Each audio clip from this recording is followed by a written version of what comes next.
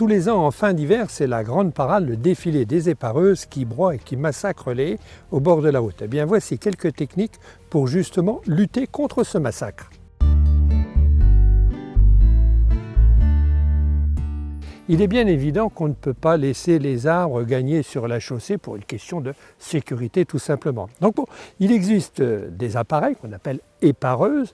Il y a des épareuses à marteau qui broient les branches, comme c'est le cas ici. Et puis il existe des épareuses à disque qui coupent les branches.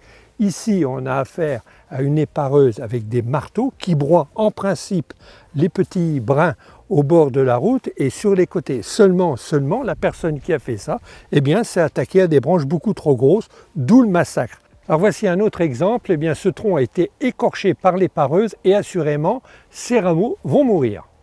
Alors maintenant, je vais vous raconter une histoire. C'est l'histoire de cette haie, il y a 3 ans, lorsque on a pu acquérir ce terrain. Il y avait une haie qui bordait justement le jardin et qui entretenait des moutons de l'autre côté. Et tous les ans, il y a l'épareuse qui passait, qui montait la haie au carré. Alors lorsque je suis arrivé, le propriétaire, l'ancien propriétaire du terrain, mais toujours propriétaire de l'autre côté, nous a proposé justement de passer l'épareuse. Eh bien, on s'y opposait, c'était un petit peu compliqué au départ, et depuis, eh bien voilà ce qu'on obtient, et on va passer de l'autre côté pour vous expliquer comment on peut tailler une haie intelligemment.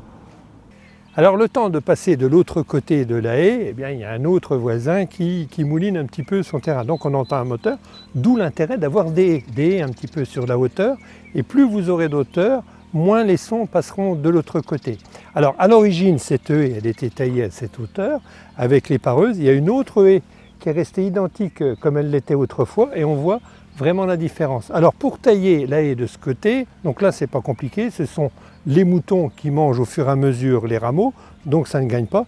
Et moi de l'autre côté, chez moi, eh j'utilise un sécateur et un coupe-souche et je fais monter la haie au fur et à mesure. Alors une petite chose quand même, si au bout de 15 ans cette haie devient trop importante, on peut la couper.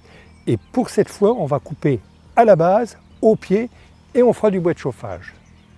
Toujours au son de la motobineuse, j'avais quand même un autre conseil à apporter. Un truc que je ne ferai pas aujourd'hui, c'est une démonstration de taille. On voit que le prunelier est en fleur. Le prunelier est en fleur à partir du mois de mars, alors qu'en principe, la législation demande à ce qu'on ne taille pas du 1er avril au 31 juillet. Je préfère qu'on arrête bien avant la taille, c'est-à-dire fin février. Alors pour une raison assez simple, c'est que c'est la période de la nidification des oiseaux.